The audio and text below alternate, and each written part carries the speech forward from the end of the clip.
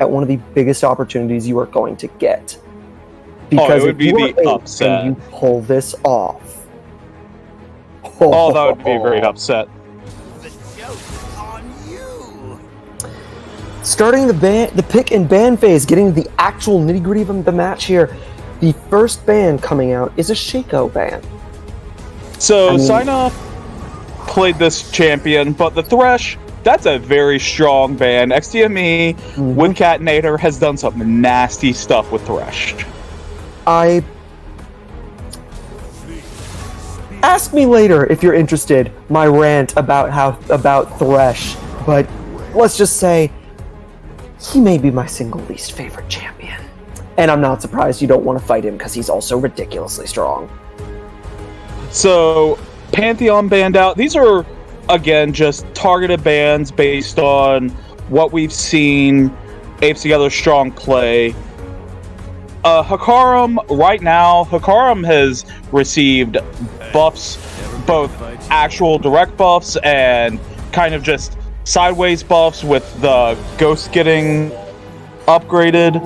Aphelios, Catinator has done disgusting things with Aphelios. One of the most winning champion in the game going into this week. And a good thing to decide not to try to see him.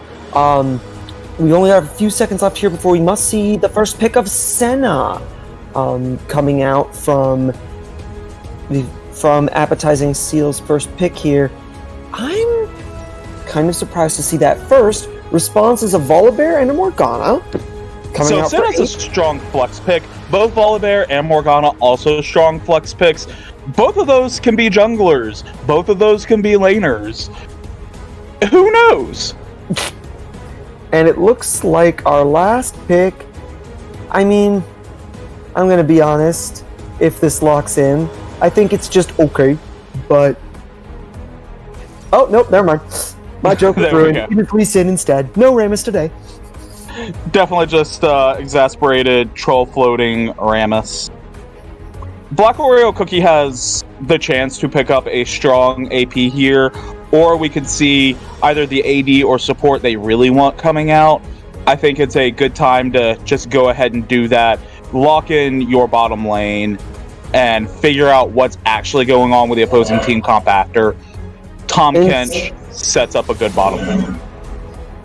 Yeah, but are we going to see him bot, or are we going to see weirdo Tom Kench top? I've seen it more than once. I don't see that coming out of NG Blossom. They strike me as the type of team that will probably have that Senna Tom Kench bottom. Ari coming in mid for Alpha Wolf. And looks like Ari does not want to deal with a Galio, and I can't blame her. You know, there's so many things the Black Oreo Cookie could take out here. Galio's a good thing to get rid of. Response from NG Blossom is to ban Ezreal. Very strong AD. Actually, I do kind of like banning the Ezreal Morgana possibility because that ranged CC and the ability to prevent CC on someone who already has an ability to escape makes them very slippery. Ban of Twisted Fate coming out from Apes Together strong. So Black Oreo Cookie being targeted again. We're getting rid of those global champs that let him impact the map all over. That's a powerful ban here. They're still leaving Black Oreo Cookie with some excellent assassins. There's still another ADC ban, but there's still going to be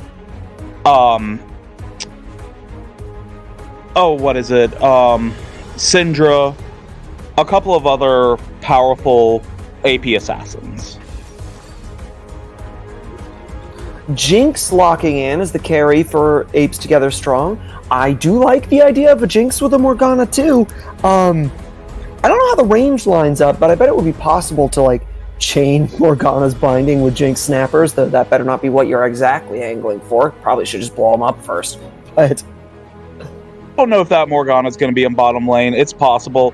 It looks like Lissandra is going to get picked up with a Darius for NG Blossom, which would make a very solid team all the way around.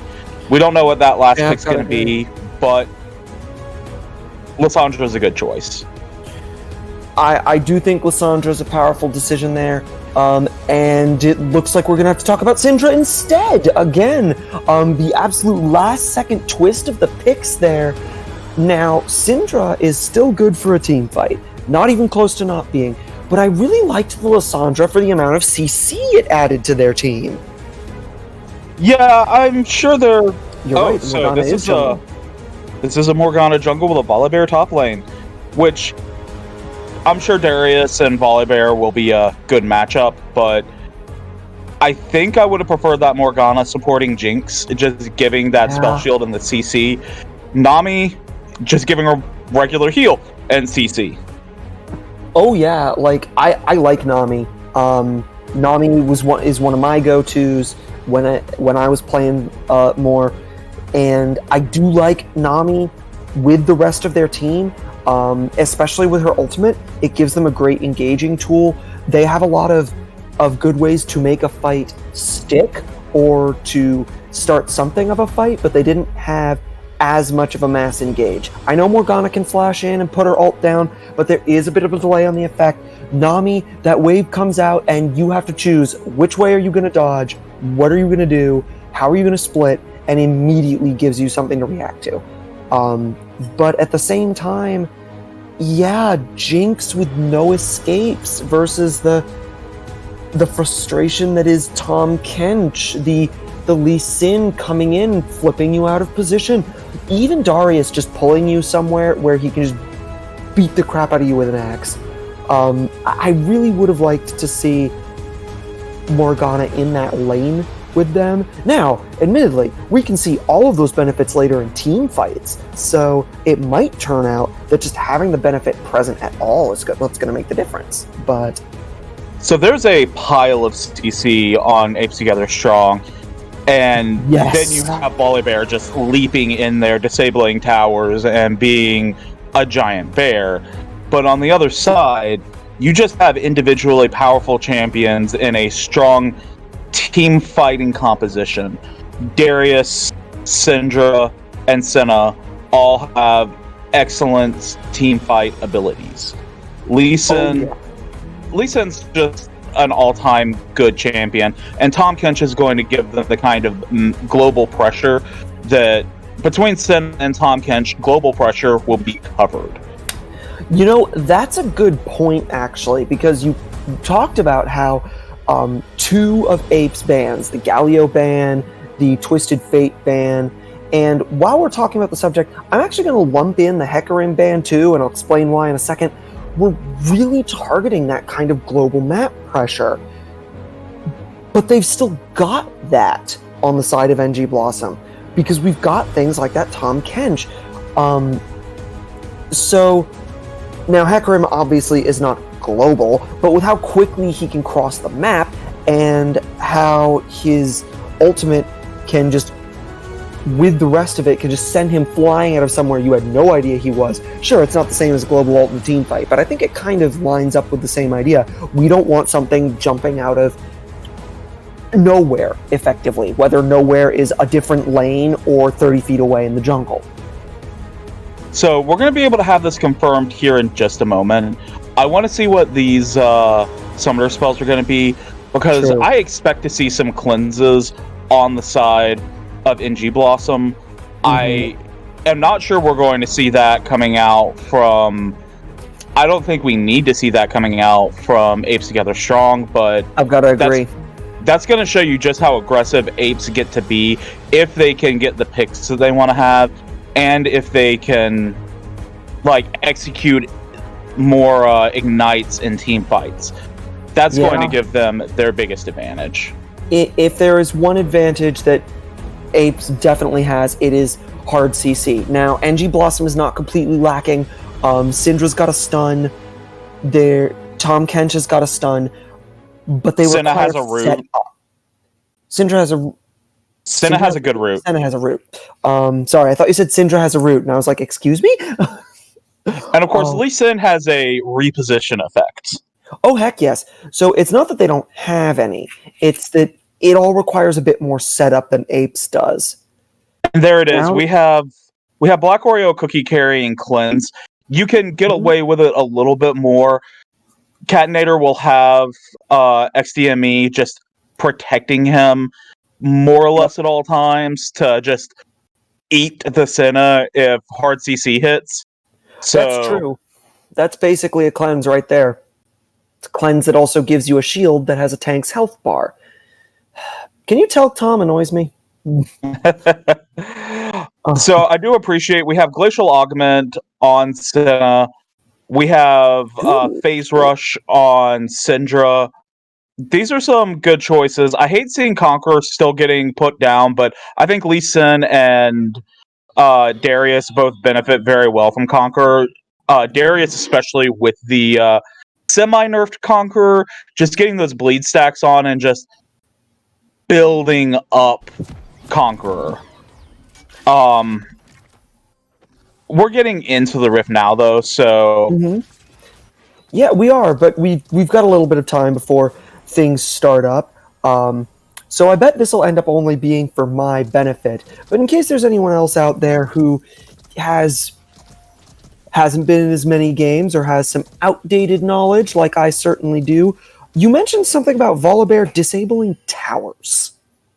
Yeah, so on Volibear's most recent rework, they gutted his abilities, and his ultimate now is a jump that, when it lands, it will disable towers in a radius, give him a massive health buff, and do damage and all that kind of stuff. So they gave Volibear an actual engage tool. Plus, now his dash, instead of doing a toss, has a stun, which is utterly terrifying. And it refunds the ability if he gets hit by CC. He has a long-range AoE targeted effect that can slow and damage enemies hit and shields him if he's in the area. And he has a bite because he's a giant bear. Well, yeah, if the bear can't bite, what are you doing? Interesting. Okay, so I'm going to see a Volibear that I am not familiar with, and that's going to be fun. Looks like we aren't having anything come out in engagements for the early jungling phase. Everyone just setting up to protect themselves. Both some starting good on honest the same... league. Hmm? Playing some good honest league. Both starting on the same side, technically, of the map. With Morgana starting on a blue and Lee starting on a red. Both make sense to me. Morgana's pretty priced into having to start blue. Lee Sin has a great deal of flexibility, but he's also just... If he gets that blue, he'll probably be looking for a pretty clean clear. Now, the other thing to note about this upgrade, or this reworked Volibear, he's going to keep that passive up as much as possible. It's going to put out... Oh, goodness. Speaking of that reworked Volibear, a lot of passive damage. Yeah, like a lot of damage is Ionian right. Spark. Because as you were saying that, I thought we were going to see a ridiculously early first blood as Lost Fox actually drove Appetizing Seal back under their tower with maybe 1/5 of their health left. Coming in with that stun going for this AP build of Volibear, pushing that shield, pushing that passive damage. So we're going to see a lot of harass in lane, I think. Yeah, apparently. That's definitely... Or at least Lost Fox is abusing the early Doran's Ring. We have a bit of a skirmish happening in the jungle here, though, as Oh, here comes the runner, though. Oh, goodness. Lost Fox managing to close in a little bit on Exasperated, who was able to steal Morgana's red buff, jumping back in from ridiculous range. First blood goes to Exasperated as Volibear, Lost Fox, accidentally walks into Black Oreo Cookies, who came up from mid to support, just landing some burst from Syndra in this early game when there's not a ton of magic resistance on that otherwise tanky character. And let's not forget that Exasperated has an execute on that Q, so definitely benefiting from a low health Volibear. Senna managing to block the stun temporarily. flashing out after their black shield gets completely drained, rooting exasperated in response. Now, Senna was just trying to pick up some... Oh boy, Senna, and there's a Senna in the game. That's going to get confusing. Senna was just trying to pick up their Scuttle there, did manage to grab it with Smite, but then had to blow Flash and pull some help from the team to get away from the collapse response that followed afterwards. And Lost Fox now engaging once again onto Appetizing Seal with all those new Volibear skills, both flashes coming out, leaving Appetizing Seal barely getting away. Wow. I'm disappointed that Appetizing Seal was able to get out of that. Lost Fox should have been able to secure that kill, but just didn't have the speed. I will say, Appetizing Seal was greedy to still be in that lane. I've got to agree with you, but it worked out. Meanwhile, bottom lane, Senna getting an AoE root, the actual champion Senna. And I thought that was going to come to more. That's why I started speeding up, but turned out it was just some skirmishing. Thought it was going to end up being a bit more of a fight. Catinator he's been very accurate with that snare. It's a dangerous ability because it can spread that snare. It's the W Last Embrace. It'll spread and hit others nearby, so they need to be a lot more careful about letting Catinator hit them with that ability. And he's really going for it, too. Now with XDme getting a little bit caught out, though, but Catinator strolling back in to help. Corey and... Pretty effective sustain lane on this bottom lane, so I think it'll be fine. Yeah. Sustain works pretty well when you get, 60% of all the health you lose back just by stopping fighting. And you'll notice, right now, Catinator has 3 CS, and XDME has 33. This is how this Senna lane goes. He's picked up a Spectral Sickle to build a lot of gold, but he's playing the support. Coming down, that AoE root, catching only Lego Ninjago, but with a little bit of help from Exasperated, it's more than enough to take them down.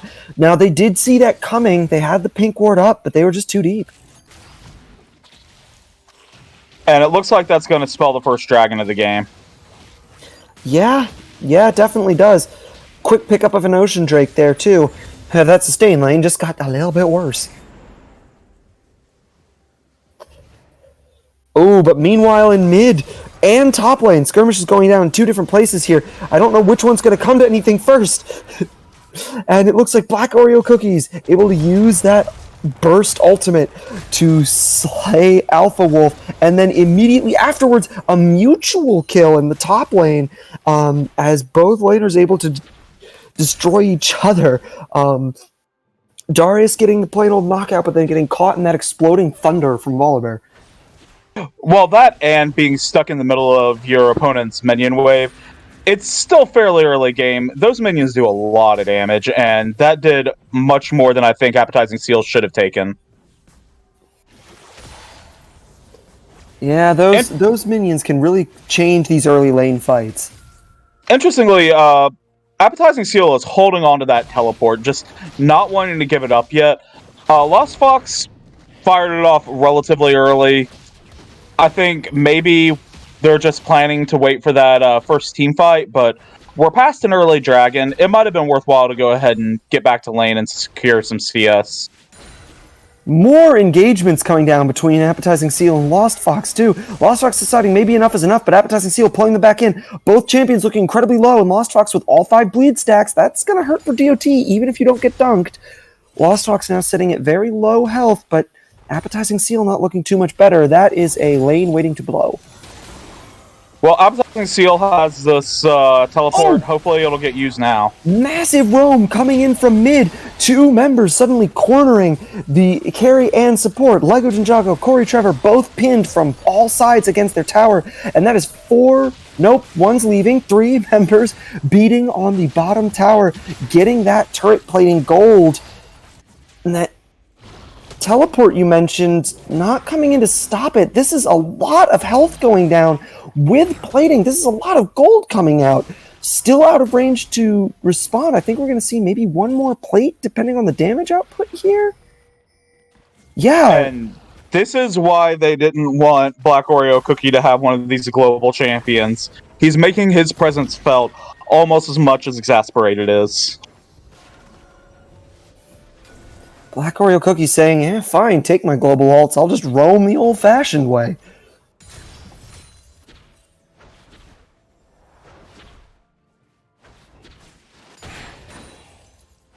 Top lane, definitely, we still have Appetizing Seal holding on to that teleport. Lost Fox about to have his back, which just means he's gotten all the value off of it.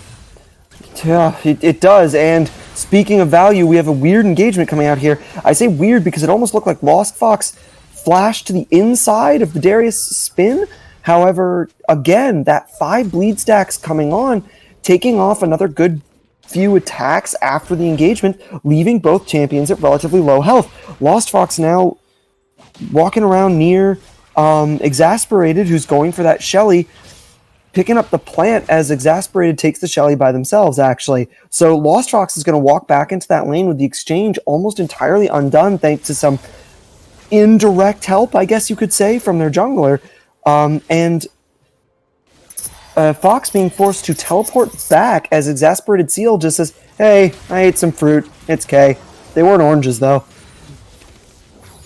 So, Appetizing Seal able to get back in. These have been some very close fights so far. These two have come very close to killing each other, but... Speaking of close to dying, mid lane, we see Exasperated coming in, getting charmed under the tower. Not much of a follow-up. Way too low health to follow up at all.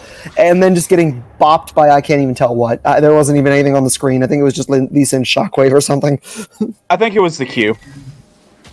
No, because there's the Q. Exasperated on a killing spree, picking up Morgana really quickly, and then getting pulled out of an otherwise deadly situation by XD on Tom Kench, jumping over the wall immediately afterwards to pick up Nami too. That is a 3-point exchange. Suddenly, Lost Fox's teleport comes in just in time for them to be to have to jump over the wall and seek refuge under the bottom tower, but they're getting slowed and ranged into oblivion by losing half their health and their teleport and their lane presence. This leaves Appetizing Seal uncontested in top lane with teleport down, not doing too much of a hard push to respond to it, but oh gosh, that was a bad oh no! Wait, Lost Fox can't even respond yet because his back keeps getting denied, and now he's gotten tower dived. You know, sometimes you need to cancel your teleport. Yeah. Sometimes you do.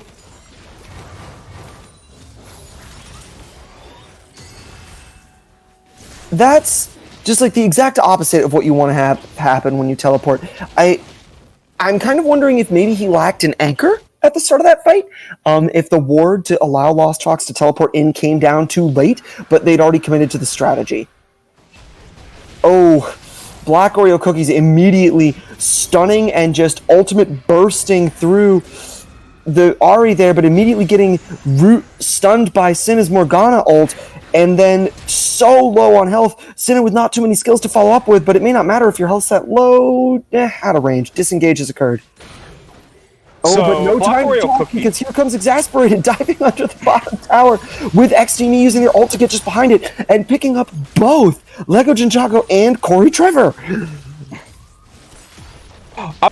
About how Black Oreo Cookie leveraged that cleanse so well, but instead, let's just point out how much pressure is being shoved into this bottom lane. Pressure is just the first part. We have a tower down during plating. That is a max gold value tower, which helps to explain the 13,000 gold lead that we see for NG Blossom here. Yeah, that's pretty substantial, and if you look at top lane, it looks like Appetizing Seal has managed to clear off all the plates as well. There is, all of the plates that aren't literally breaking down the tower. Technically, there is one plate left. I do believe it still gives some bonus gold. However, all the extraneous plates are gone, and honestly, he might have enough pressure to take that tower out completely. And there were only 2 plates left in mid, so these lanes have been pushed. And if you look at these CS numbers, we haven't come to this yet, but CS numbers have also been pretty solidly in NG Blossom's favor. They're showing why they're the number 1 team. Yeah, NG Blossom just not really leaving too many openings at all, and you can see it in the stat count too, 14-1 in terms of kills. Here comes NG Blossom's Rift Herald in the mid lane. Only Alpha Wolf available to respond, but the charge immediately destroyed the tower, allowing Lee Sin to use his Q to blink immediately in. Alpha Fox using the enhanced mobility of Ahri to try to get away, but it just isn't enough. Exasperated, not really under too much threat from Lost Fox's damage there, is able to just immediately follow them under the second turret, and that's 2 charges on their Shelly with the kill, allowing them to immediately take the second tier turret. Lost Fox suddenly wandering in from the jungle directly into Exasperated next team's faces. What were you doing there, buddy? It's also happening while Lugos and Jago and Corey Trevor were killed, I'm fairly certain, in bottom lane. And there is the surrender, unanimous surrender coming out from Apes Together Strong. I can't entirely say that I blame them. That was a lead. I don't know how I would have come back from it. So I think that's going to be our quickest game against Apes Together Strong. That would like to make sure that might be our quickest game completed. I'm not sure. But 15 minutes and 14 seconds surrendered in an FF. 6 minutes, the quickest game so far. By 6 minutes. Hearing confirmation here that the longest game, therefore, was about 20. The shortest game before was about 21 minutes long. So NG Blossom absolutely dominating their performance there. And it's showing in pretty much every aspect of the game. It showed in the gold. It showed in the kills. It showed in the map presence. There is not a thing that NG Blossom did not have full control of in that match. It was definitely the kind of strong play you expect out of them. So I've got to say that's what I love to see from them. Exasperated coming in with 8 kills. Black Oreo Cookie with 5. I mean, really, I think Lost Fox was mostly holding his own pretty well. The CS count does not hold that through, but outside of that, it was definitely a pretty one-sided game. Yeah. I will say the damage chart holds out that Lost Fox was mostly holding his own, being 3rd in damage. At least damage dealt to champions. So that's a impressive play by all involved for NG Blossom, though.